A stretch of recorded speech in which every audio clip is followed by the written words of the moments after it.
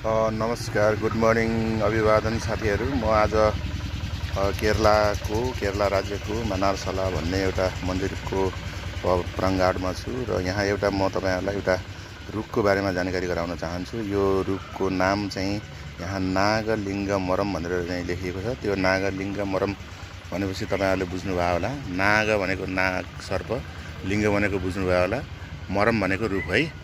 यो एउटा चाहिँ यस्तो फल छ यसमा, जहाँ चाहिँ एउटा यो माटोको घैँटो जस्तो चाहिँ देखिने, र यो चाहिँ खाना हुने फल होइन है साथीहरू। यो चाहिँ अब यस्तो चाहिँ फुल, कमलको फुल जस्तो चाहिँ हुने, तर यो फुलभित्र चाहिँ एउटा त्यस्तो नागलिङ्ग जस्तो चाहिँ अब नमुना हुँदो रहेछ। त्यस कारणले गर्दाखेरि नागलिङ्गमरम भन्ने रहेछन्।